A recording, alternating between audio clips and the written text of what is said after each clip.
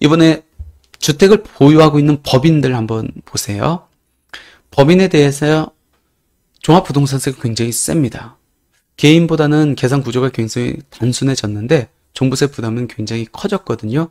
근데 이 법인에 대해서 종부세 부담이 늘어난 거는 세율이 누진세율이 아닌 단일세율을 적용받기 때문에 그렇습니다. 근데 법인 중에서 특정 법인, 특례 법인은 이 일반 세율을 적용받을 수 있다는 겁니다. 어떤 법인들이 이 특례 신고를 적용받을 수 있는지 한번 보도록 하겠습니다.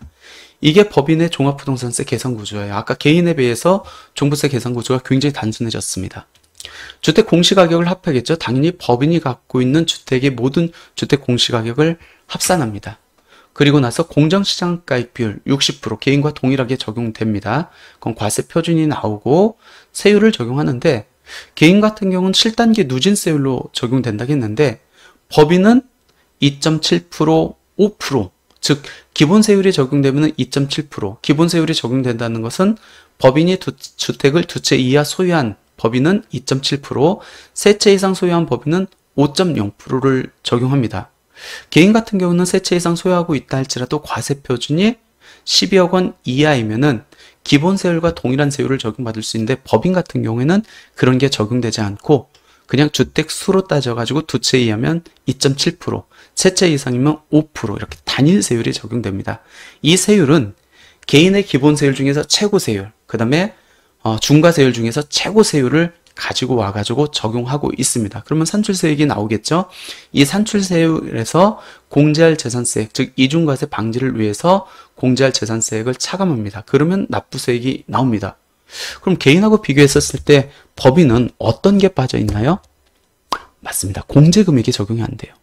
공제금액이 적용이 안 되는 의미는 뭐죠? 법인이 주택을 소유하고 있으면 무조건 종부세가 나올 수밖에 없다라는 겁니다. 또 어떤 게 빠졌죠? 세부담 상한 초과세액이 적용이 안 됩니다. 전년도에 냈던 종부세의 150% 초과되는 거 빼줄게. 근데 이 법인 같은 경우는 그게 적용 안 된대요.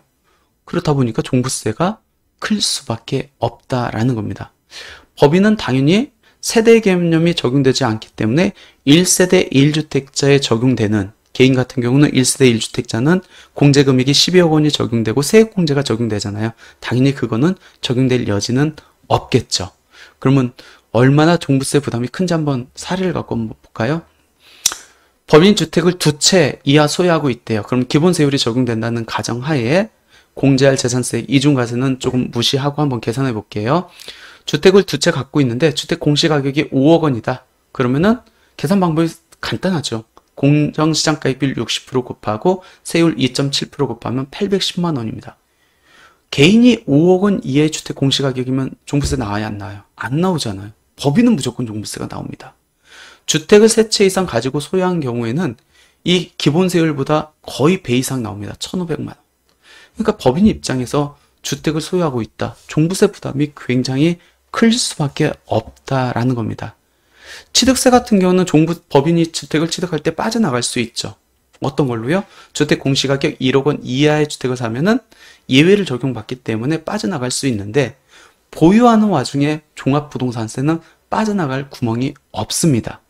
근데 일정 요건을 충족하는 특례 법인이면은 이 법인세 계산 구조가 적용되지 않고 개인과 같은 계산 구조가 적용되고 그 얘기는 공제금액 9억 원도 적용받고 세율도 기본세율이 적용받을 수 있다는 겁니다. 그럼 어떤 법인들이 이런 혜택을 적용받을 수 있습니까?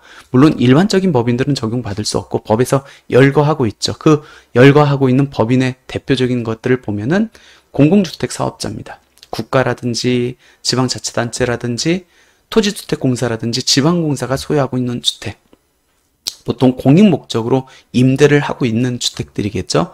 그런 경우에는 종합부동산세를 중과할 이유가 없겠죠. 그렇기 때문에 개인과 같이 공제금액도 적용되고 기본세율을 적용한다는 겁니다. 공익법인, 종교법인, 즉 교회라든지 아니면 절이라든지 아니면 향교들이 종교법인에 해당되거든요. 그 공익법인들이 주택을 가지고 있는 경우에 종부세를 많이 부과할 이유가 없죠. 그 다음에 학교법인, 사회복지법인, 의료법인, 이 법인들은 공제금액도 적용받고 기본세율을 적용받을 수 있습니다. 그러면 이 혜택을 적용받으려면 가만히 있으면 되느냐? 안 되고 내가 이 특례법인에 해당합니다 라고 해서 입증서류와 함께 이번에 특례 신청 기간 동안에 신청을 해야 된다는 겁니다. 그 다음에 주택조합, 지역주택조합이라든지 직장주택조합, 리모델링 주택조합도 이 공제금액 9억 원 적용받을 수 있고 법인임에도 불구하고 기본세율을 적용받을 수 있다.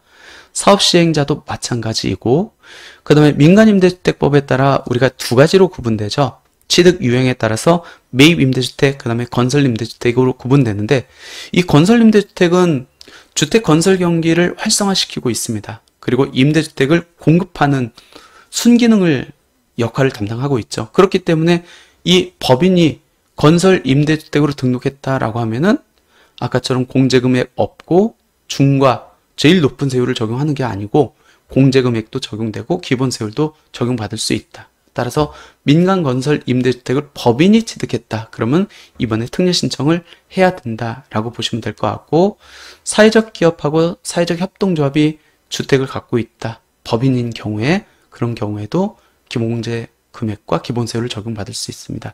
특히 종중, 법인격 승인을 받은 종중, 법인으로 보죠. 세법상으로는 그 법인이 주택을 가지고 있을 수 있잖아요. 그런 경우에도 공제금액 9억 기본세율을 적용받을 수 있다라는 겁니다.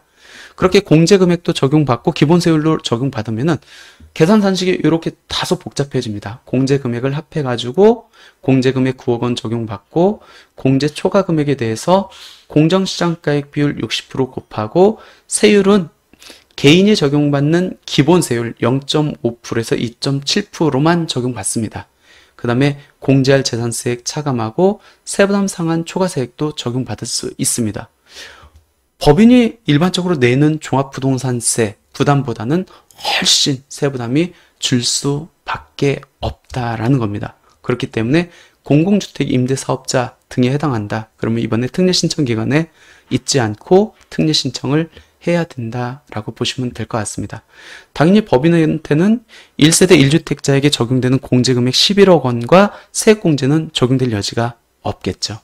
그래서 법인이 공익법인에 해당한다, 주택조합에 해당한다, 아니면 민간 임대주택법에 따라서 건설 임대주택을 등록돼 있다, 아니면 종중이다, 사회적 협동조합, 사회적 기업에 해당한다라고 하면은 이번에 특례 신청 기간 동안에 법인주택 종부세 일반 누진세율 적용 신고서, 이 서식이거든요. 요걸 적용해서 제출하면은 법인도 공제금액을 적용받을 수 있고 일반 세율을 적용받을 수 있다. 이렇게 이해를 하시면 될 것 같습니다.